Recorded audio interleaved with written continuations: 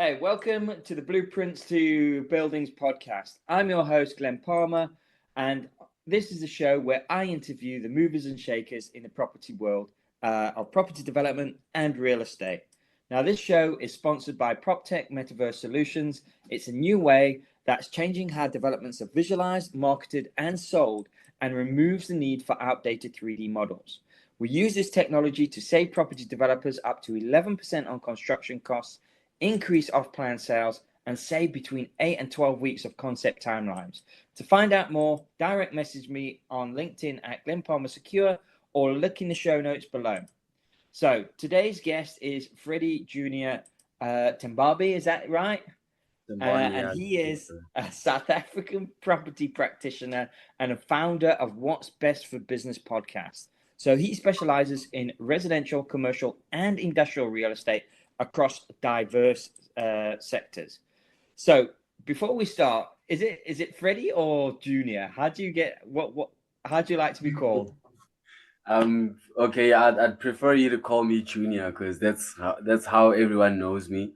The Junior. name Freddie is just it's on my ID and that's there. Yeah, yeah. So yeah, so your name isn't actually Freddie, it's Junior. No, it is. No, my name's Freddie Junior. It was derived from my dad, obviously. So Yeah. my dad's Junior. Yeah, All right. Okay. yeah. All right then, Junior. It's absolute pleasure to have you on the show. Welcome, and let's dive in, shall we? Of So course, thank you. let's start with the first one. Right now, this is one that I ask everybody. I love this question because it gets you thinking about the old days. And if time travel became a reality, and you had a chance to go back in time to when you first started your career in real estate investing, what advice would the person you are now tell your younger self? Perfect. First of all, I'd like to kind of thank you for, inviting me on the show. And I would also More than like to greet, your audience and obviously your followers and stuff like that. Hi, guys. I hope you guys are doing super well. So obviously the advice or something I would tell myself, obviously the junior that entered the industry, right? Is that this is going to be one of the one of the most difficult paths you will ever take in your whole entire life. That's what that's what I'll tell my younger self. And I'll also kind of um because coming into this industry, I thought I could just use all my connections. I can just use, all my intellect, all my, abilities and all that, and just, create revenue just like that. Sell property yeah, as easy as possible. That's what I thought, like.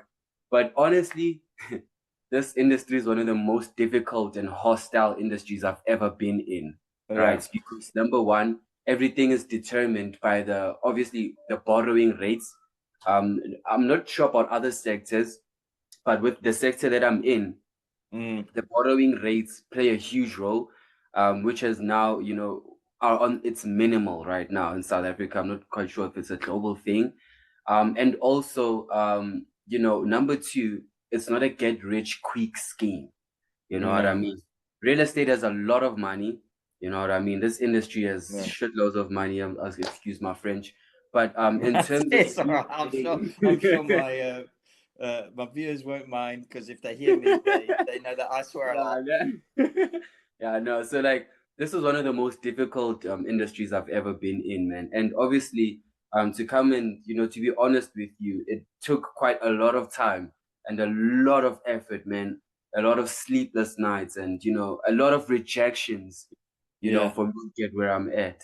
But I would tell my younger self to keep going and obviously do not stop believing in the path that we've taken because there's massive, massive results where we're going. yeah. So the first part is you scare the shit out of him. Oh yeah. And the second part you say, "Don't worry, it all works out in the end." Yeah, in the end, yeah. Yeah, no, it does. It does. It truly Yeah. does. So Junior, you juggle residential, commercial, industrial, and even filling stations. So Yeah. how do you maintain that consistency and trust across such a varied asset types in your real estate practice? Thank you for that question. So basically, I won't just sit here and act like everything is just easy and I'm having a free flow and all that. Sometimes I do get panic attacks. Sometimes I do, get those and anxiety. Sometimes it's I'm human at the end of the day, and we're dealing with I'm one person, so I'll just be honest with you. As much as I know my business, as much as I know who I am, where I'm going, where I come from, you know, working in a hostile environment does, have a mental toll on you. You know what I mean? Because when you're working so hard to achieve something, and you're just working so hard and no results at all, you start having the impacts of of not being able to achieve what you want in a very short Mm. period of time. And to be quite honest with you, man, it's all passion. Because if I wasn't passionate about what I do, I don't think I'll be taking so much effort, so many sleepless nights trying to get on under all these because it's one industry that that flows into various industries. As we said, there's development projects, there's filling stations, there's commercial and industrial spaces, so now including residential.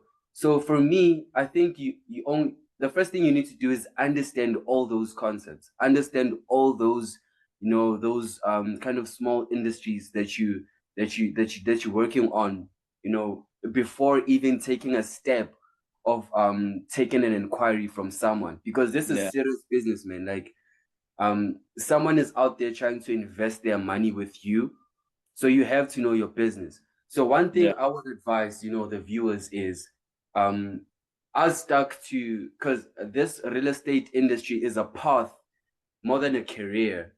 It's a path that I've taken, for myself, and I really don't see myself doing anything else. So yeah, how I juggle it consistently lies on obviously being loyal to my path and being loyal to myself. So first things first, um, I don't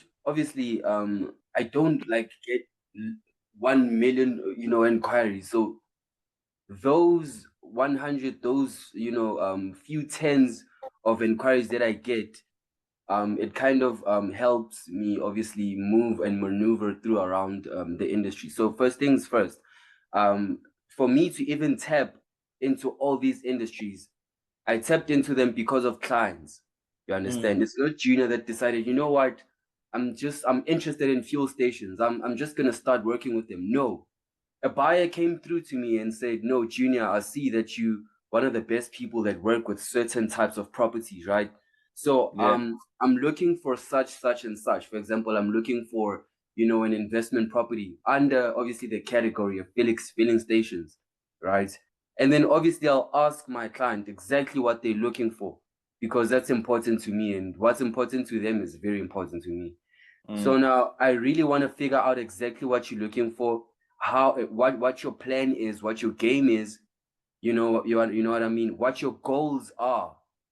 You understand? yeah, And then I'll start looking for what you need. So basically, for me to even tap into all these various industries, as I said, was because of clients coming through to me and requiring assistance. I never, decided, oh, I woke up one day and, I want to join development projects and all of that. No. yeah, My main, as you know, my main kind of, profession is obviously the residential side of real estate, right? So all these pivoted because of all the numbers and amounts of clients that have been given blessed, that have been blessed on, that yeah, kind of pivoted into different types of all of these. So I think the best way to handle them and the best way to juggle them consistently is to kind of respect and to honor your client, and to kind of yeah, man, give the client what they want. If it's not about you, it's not about what you think is best for the client, but at some point you do need it, you do need your industry experience to determine which investment would be best under one category, of course. yeah, But yeah, like that would be the advice. I mean, you need to be consistent and respect what your client wants, and try to give them exactly what they want. So it That's all all. basically boils down to knowing your clients and building that Mm. strong relationship with your Yeah, for client, sure.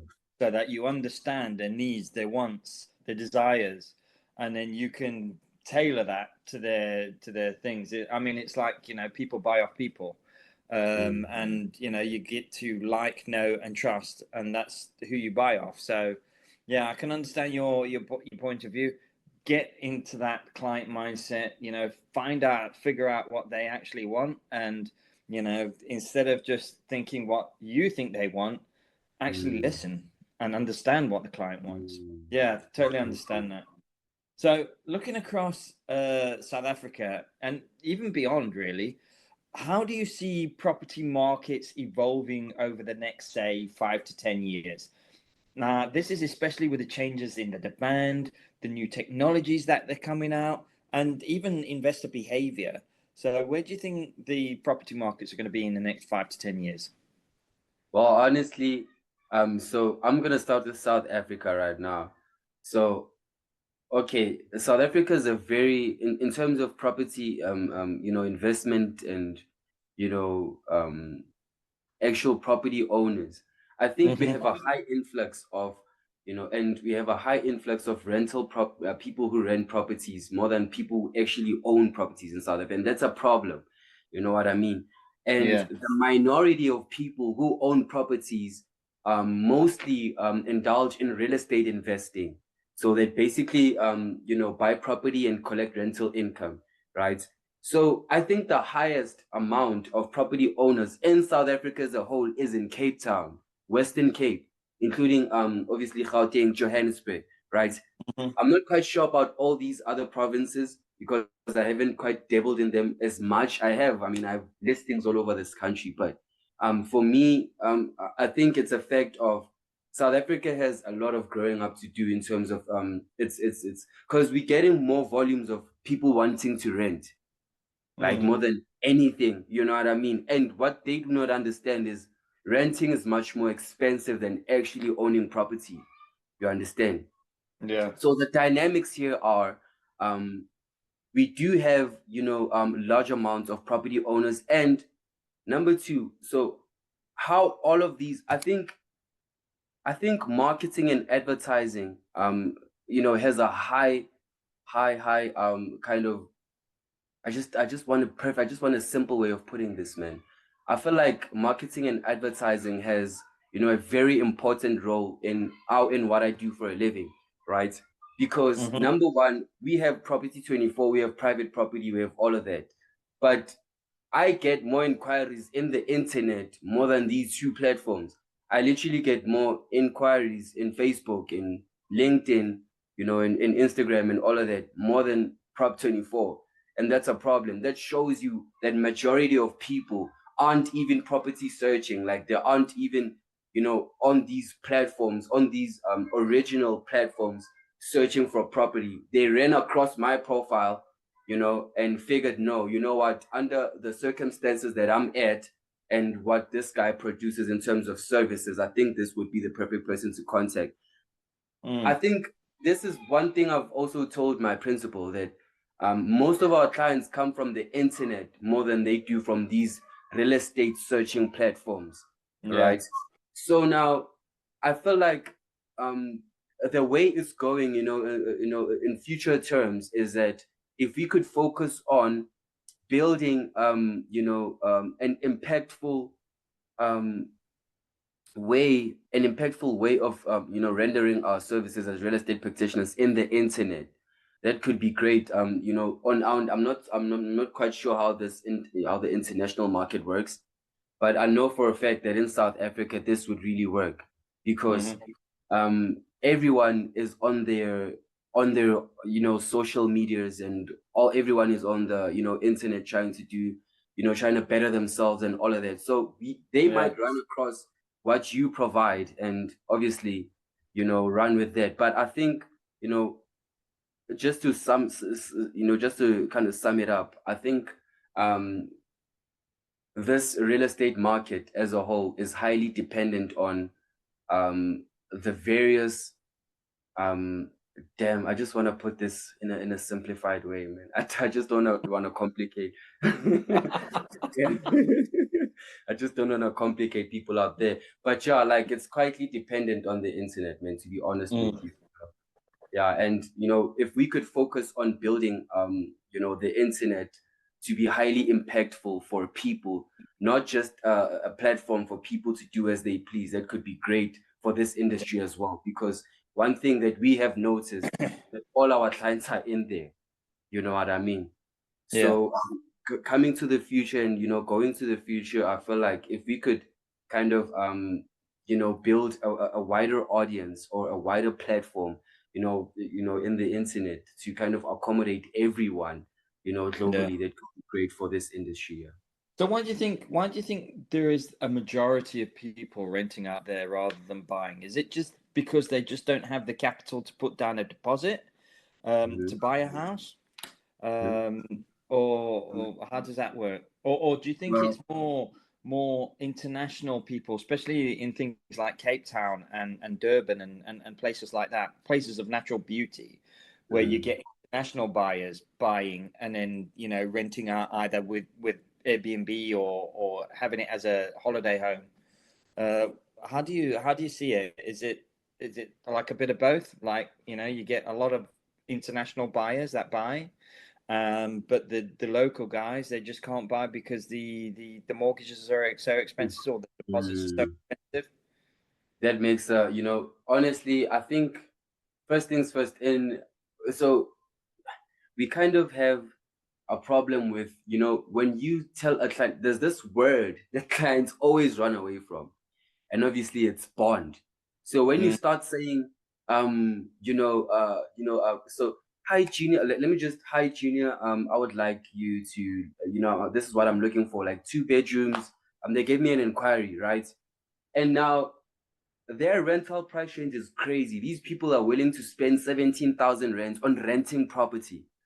Like, how crazy is that? yeah, Like, how crazy is that? You know what I mean? So I feel like it's a matter of people not understanding, the industry, the residential industry, the residential side of this industry, because you don't actually, what I've also, so the minimum you should have in South Africa, in terms of deposit, is a minimum of 10% when you yeah, work with residential property. Everyone knows it. In commercial, it's 30%, right?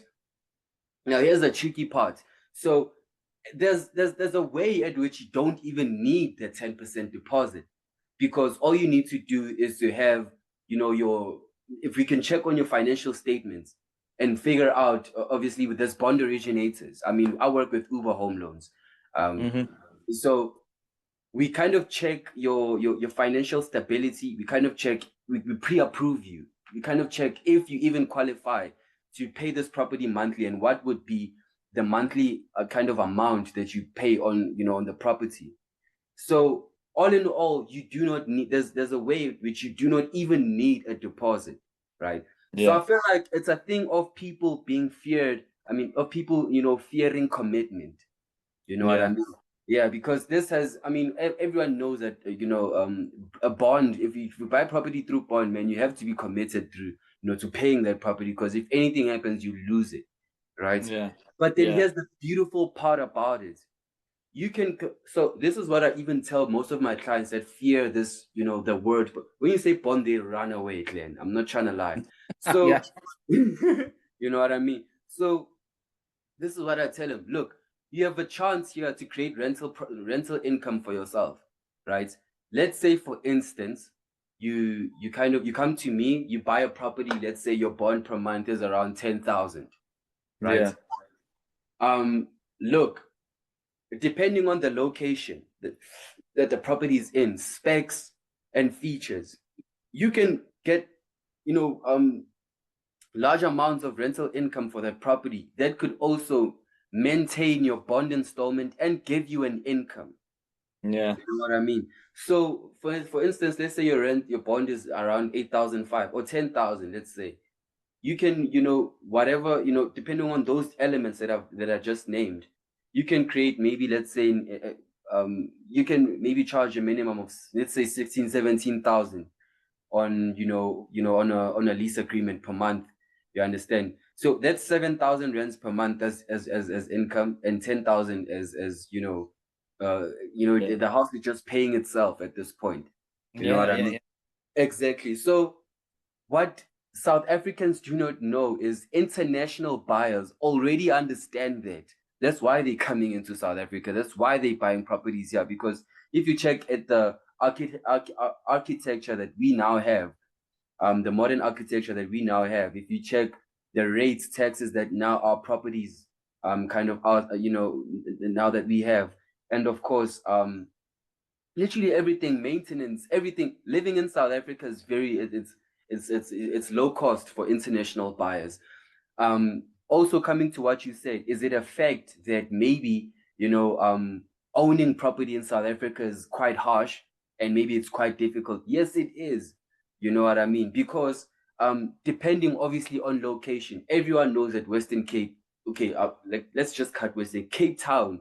As a city, it's very expensive. Now you Yeah, pay like there's so many added rates and taxes now that are different from what we experience here in Johannesburg. It's really crazy. You know what I yeah, mean? So of course it is, there is obviously effect in saying that property owning in South Africa is a bit difficult. I mean, is a bit expensive. Yes, we do understand. But there are ways for every South African, I think, to own property in this. Because that when we did our research and our market research, we found out that the cheapest you could get a bond like the cheapest you could pay your bond in South Africa is around 3,000 rands per month. yeah, Three, you understand? And meaning that, let's say 80%, if not 70% of South Africans that actually work, they kind of all of them, if 70% of them actually have chances to own property, but they do not know because, as I said, everyone is fearing the word bond. Everyone wants to rent. You know what I mean? Because yeah. we But I believe, mean, it's for me yeah, that's a mostly false believe in, economy, because yeah. like I mean, you're just throwing money away. It's like the property's never yours. So at the end of the period, you can rent out for 10, 20, 30 years. By that time, you could have had a house that is then yours, that then you could exactly, that you could sell when you wanted to, or you could hand over to your family as a legacy. exactly. For me, it's crazy how many people, and it's wherever you go, Junior, because in the UK it's the same. There's a lot of people in the UK that just rent basically because they don't have the initial capital to borrow on a mortgage. However, Mm, if you were just slightly more creative, you could get a loan out, pay off that loan, and pay the mortgage, and then you've got a house, and then you've got something. exactly. Yeah, so it's Mm. crazy. So It is crazy. operating in South Africa brings its own regulatory infrastructure and trust hurdles. So what's the one uh, or systemic issue that you believe holds back the real estate growth in South Africa, and how do you navigate it in your work? Wow. Please repeat the question for me. I So kind of was disturbed by the phone call. Sorry about that. Apologies. It's So okay. It's okay. operating in South Africa, it brings its own regulatory infrastructure and trust hurdles, yeah? So Mm. what's the one systemic issue that you believe that holds back real estate, whether it's infrastructure, whether it's regulations, whether it's trust between people? What's the one issue that you think holds back real estate growth, and how do you navigate it in your work and what you do? That's a great question. I love that question. So, okay, first things first, as I said, um, people do not know. I think, okay, first, before I even dwell into that, I feel like if we have, that's why that's why I even took on this, this interview, because people have a lot to learn. People have a Yeah. lot to learn in this, in the, in, in property as a whole. So, look, as I said, in South Africa, the minimum you have to have for owning a property is 10% deposit. right? So let's say you're looking at a property with 1 million rands. All you have to have is at least 100,000 rands, right? Mm-hmm. So, yeah. So I think first of all, before I even dwell into the technicalities or systematic, number one, what's holding South Africans to own property is lack of information and lack of knowledge. You Yeah, understand? yeah. Look, I'm South African. I'm proudly South African, right? But I feel like, and as you've noticed, look, I'm young, right? So I'm within the youth kind of caliber. So now, what I understand and what I know of is that people around my, I'll go up and up until but people from my age up until maybe 35 to 40, everyone is doing the wrong things, right? Everyone is out there, indulging parties. Like this is it's a real thing. It's not like this is a real thing that we're facing in South Africa, lack of information and people doing all the wrong things and obviously not even having enough time to kind of have that self-awakening and internal growth. So first things first, um South Africans have lack of information, which leads to them not knowing the ins and out of actually owning property.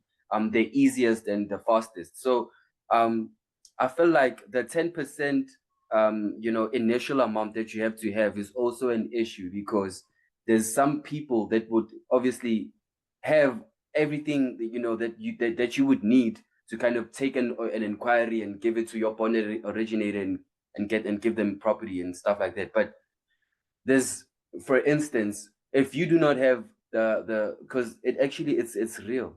If you do not have, there's some banks that do not take what I'm about to tell you.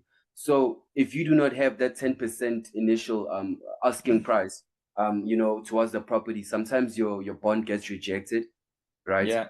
And number two, depending on and number two is the credit score thingy, whereby you have to have the perfect credit score for you to apply for a certain type of caliber of home. And Yeah. number three, it's the thing of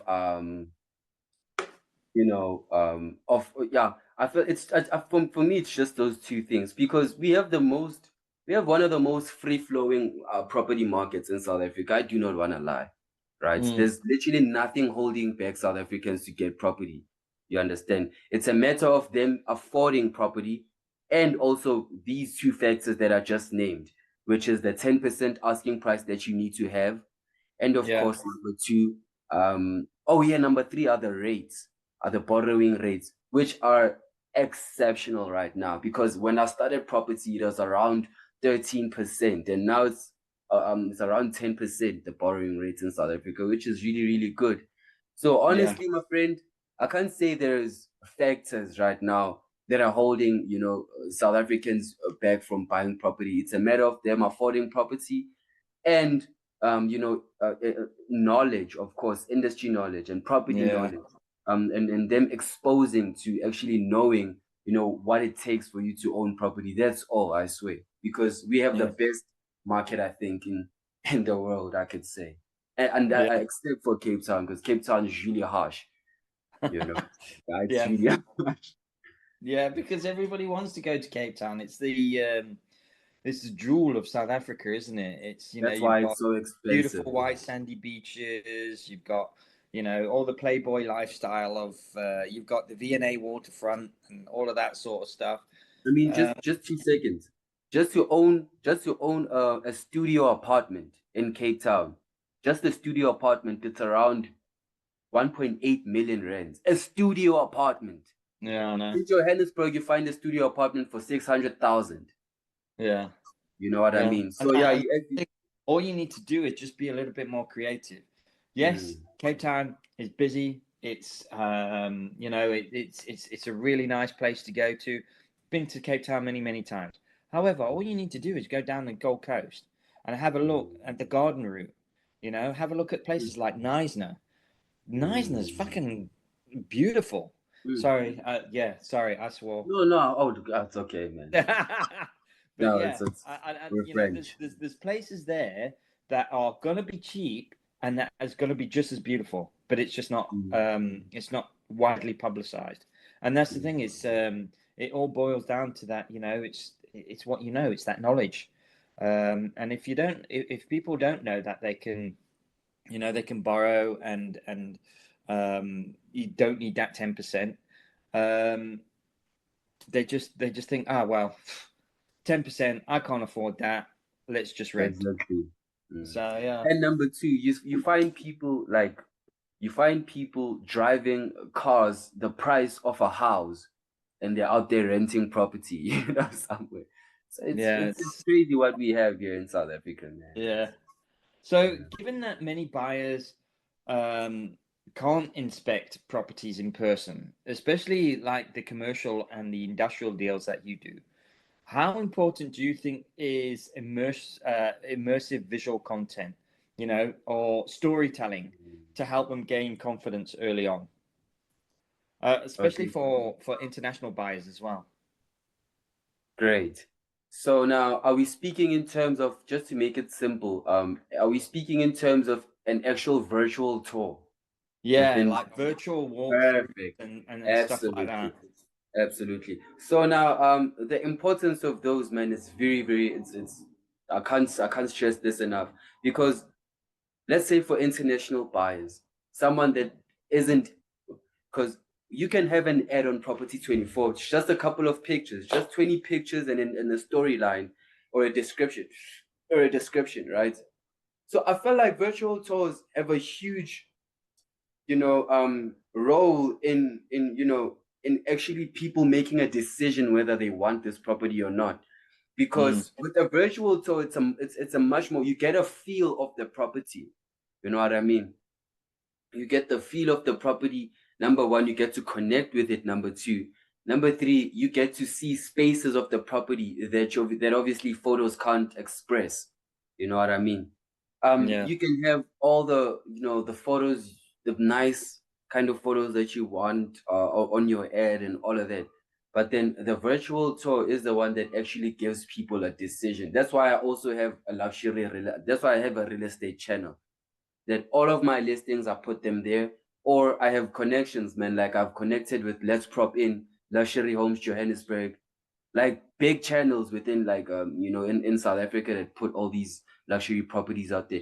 Just, yeah, why? Because it's very important. Number one, virtual tours have high volumes of watchers than actual photos. Like YouTube on its own, it's a wide platform, right? mm, So if you can shoot a virtual tour and put it on YouTube, there's no telling what numbers it could reach. There's yeah, no telling, how many people it could. When I check my analytics, I'm viewed globally. Property 24, all my listings are basically South Africa. It's only South African people that, you know. So virtual tours give you a wider platform, right? Number one, it yeah, gives you vast amount of, of people from all walks of life and from literally all over the world. So it gives you a higher chance at selling your listing or your property than actual photos, because you can't connect. yeah, You can, yes, you find inspiration and motivation from photos, but yeah. virtual tours, man, Visualization just a it. visualization is just, it's just, it's really important, man. So Yeah, I feel like that is really important on this on obviously this industry, because it gives us a wider platform. Like it gives us vast amounts of clients to reach, and of course yeah, it just spreads our reach, man. And yeah, it's important, as you said, to visualize a whole property, and see it, through, yeah, and take a literal virtual tour, than just a couple of photos that you can't even connect with. So yeah. yeah, yeah. It just brings it helps them visualize the property a lot more easier. And I'm finding a lot of people nowadays that especially in international investing sort of circles, that they don't want to get on a plane and go view the property. Exactly. They want to view the property in their own home on their laptop, but still have that immersive experience, still be able to walk through the apartment or whatever it may be. So moving on from that, if you already wear many hats, and such at a young age as well. So you're an agent, you're a broadcaster, you're an investor. So if there is a tool that can combine those immersive visuals with your property listings and presents them seamlessly, how much more powerful would your pitches become, do you think? How much more powerful will my? Pitches become. So your sales pitches.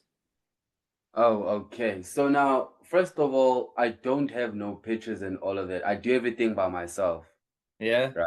Yeah, I do everything by myself. So I feel like so I'll say, how effective will my sales pitches be? So now, if I could combine all these elements, with me, as I said, man, the most important thing I'm not quite sure about other realtors and all of that. My most important key factor is the internet. That's where I get all my Mm. clients. I'm not gonna sit here and say, I get Prop24, da da da. It's a great platform. It's a lovely platform. I do get inquiries from there. Yeah. However, there's a reason why I also created all these streams of platforms, for because number one, coming into the industry, you need to be trusted. You need to be known. You need Yeah. to be people need to know that you add, a positive impact in people's lives. That's Yeah. why I created the podcast, right? That's why I don't mind to dabble in every industry within my industry. So, and number two, I feel like, you know, as I said, we have a low influx of, highly, tuned in people in this country. So I had to put this duty upon myself to kind of, create a way to reach people out there. You know what I mean? So Yeah. the podcast being a very important factor in it because, the first season this was literally the first season because I only shot one episode at home, for my podcast. And the second one I was already with IronFX. It's a financial institution. It's global. It has 180 offices globally. And Mm-hmm. then the second season was with Discovery Bank, which everyone I think in the world is familiar with. So Yeah. now it's not also about with me, man. It's not only about property, and it's about delivering insightful information to people out there. It's for me to, you know, I want to grow my audience. I want to grow my clients, man. I want my clients to know anything about everything. You know what I mean? So the Mm-hmm. most important thing to me, as I said, man, it's information because there's lack of that.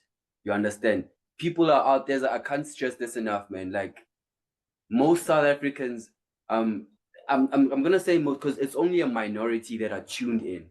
You know what I mean? Like, and Yeah. this has nothing to do with race and all of that. This has something to do with people actually taking their lives seriously. You know what I mean?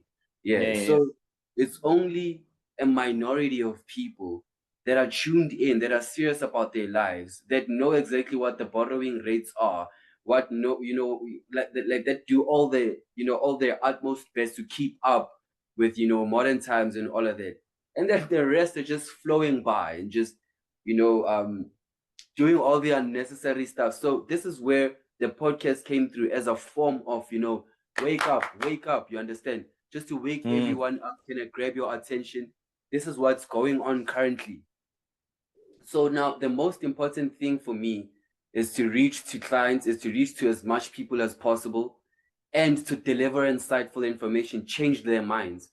I want to spark so much light into people's minds and actually shift the dimension between, you know, shift the dimension from actually awake people out there because, a society of awakened people is a society that's gonna build so much in the future. You understand? Yeah. So now that I created most of these platforms to kind of wake people up out there and to also build the economy, because each and every one of us, I think we have the responsibility of building our economy. You understand? And I've given Yeah. myself that role, because what I do, I'm not only a real estate practitioner, as you said, I wear many hats. I'm not only a real estate practitioner. I'm a public speaker. I know that today I'm not, quite fluent and all of that. But yeah, I am a public speaker. I'm a motivator. I motivate people out there.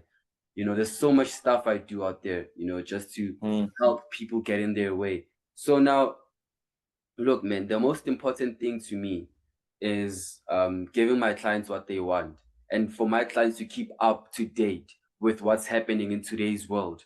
You understand? I want my Yeah. clients to know what the tax rates are, what anything, literally anything, because my podcast isn't only focused on real estate, as you know, I speak about everything, but obviously under professional basis. I don't just speak about everything. I want to, it's only industry expertise. And, Hmm. so I just invite a lot of, people from any industry. Could be, in health, could be in finances, could be in engineering, so I want Yeah. to provide as much insightful people as I can, because I want to build my people. I want to build my clients, and I want my clients to be, up to date with one of the best, um, you know, um, you know, information that's available right now. So to me, it's more likely about that, man. Yeah, like I just wanna, yeah. So I wanna use all my, platforms to help people out there, dabble into different types of, Yeah. Well, that's yeah. brilliant. Honestly, that is absolutely fantastic, Junior. Thank you very much for joining. It's been an absolute pleasure having you here on the show and learning from your experiences and all your insights. And then, of course, thank you very, very much to the listeners as well. As a reminder, this show is sponsored by PropTech Metaverse Solutions. It's a new way that's changing how developments are visualized, marketed, and sold, and removes the need for outdated 3D models. If you would like to learn more, feel free to reach out to me directly on LinkedIn, or you'll find the link in the show notes below. So thank you very much for tuning into Blueprints to Buildings. I'm your host, Glenn Palmer. That was Junior, and I'll see you on the next episode.